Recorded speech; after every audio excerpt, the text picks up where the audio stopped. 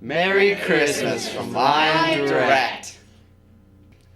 Ready for the nice warm feeling from Christmas, but don't have the time? Here's a 1-minute warm and fuzzy holiday story, The Polar Express. There was a boy. He heard a train. He boarded. He met a hobo.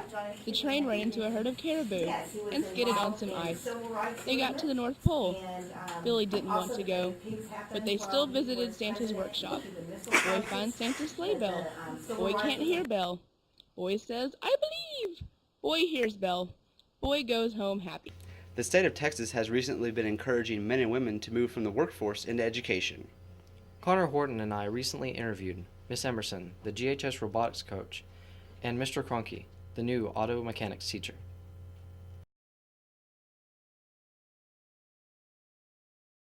Before I came to Greenville High School, I was a process engineer at Guardian Industries, which is a glass manufacturing company. And so we manufactured glass from scratch, and then we also made window units and things like that.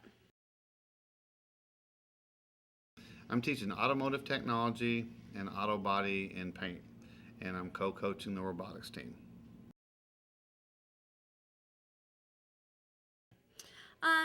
I worked with students a lot when I was in college. I actually mentored a robotics team while I was in college, and that was just really fun for me. I really enjoyed working with the high school students, and I decided that that's what I wanted to get back to. I wasn't really doing that in my previous position out being a process engineer, and so I thought that this would be a way for me to get back into working with kids again.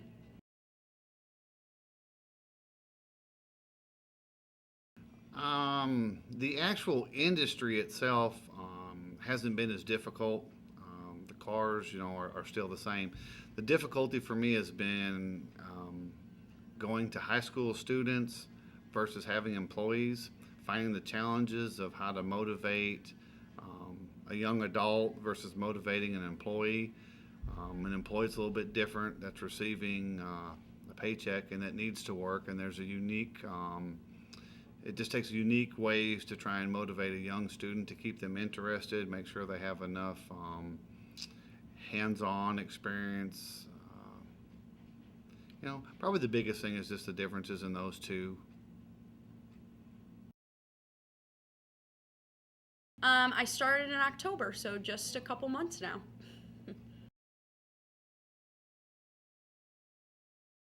My steps involve getting an emergency certification from Texas A&M Commerce, and what's involved in the technical and vocational for myself is probably I have to go back and take a few online courses, and there are a few tests.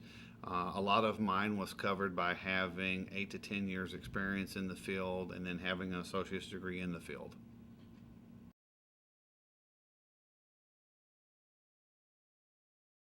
Well, like I said before, it's kind of interesting. Before I had employees, and now I have students, and I can't fire my students, but so that makes it a little different. But it's you're still, even when you have employees, you're still teaching them, and you're still trying to help them grow and trying to help the company grow. And so as a teacher, you're trying to help your students grow and teach them new things, and trying to help the whole school, become better.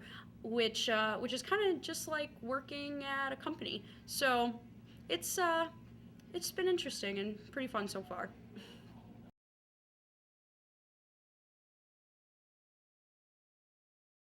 The benefits of teaching is,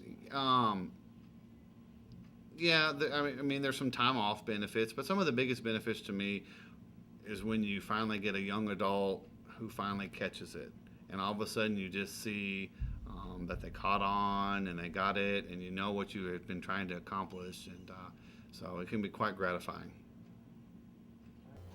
If you can't imagine Christmas without Santa Claus, imagine Christmas without Charles Dickens, or his famous A Christmas Carol. It's going to happen. The Bah Humbug, someone shouting Scrooge, and then a lesson in humility and learning to respect others' circumstances in life. At GHS, it's Christmas time, and someone just had to write a rhyme. Holiday traditions all around, but it's time to study in G-Town. It's already started in the middle of good cheer. We got to pass the tax, it's all we hear. So our first ghost is Christmas past. He got good scores, no burn, no crash. Attending all tutoring, he was right on track. Passed it fast, he can now set back. Second, we have the ghost of Christmas presents. Not passing your English, not learning your content. This ghost will help you compliment the teacher. Rely on some help from the mythical creature. A warm cup of Java from down at Starbucks, or maybe a day at the Spa Deluxe. I'm not saying a grade can be purchased. It's just insurance for not being a brain case.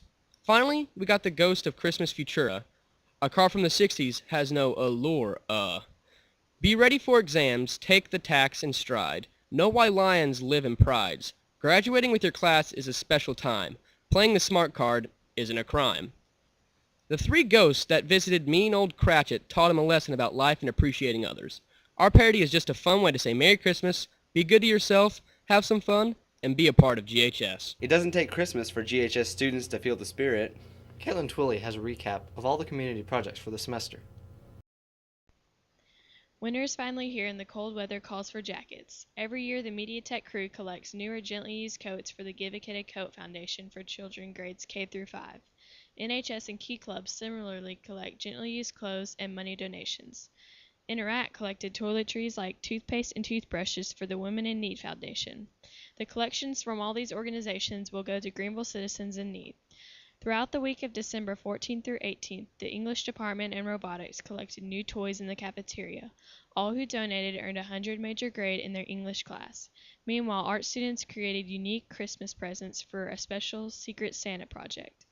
The GHS Daybreak Choir has been attending countless Christmas luncheons to perform. The Greenville Christmas Parade would not have existed without the help of GHS organizations. However, students have been showing their Christmas spirit all year. In October, students volunteered at the annual Halloween on the Square. The Veterans Day program was made possible by hundreds of student volunteers. The Flashes and cheerleaders held tax pep rallies at several schools, and the PALS organization was intensely involved in the Red Ribbon Month activities. Close with the musical styling by Adam Millard and a look at the very frosty Christmas parade.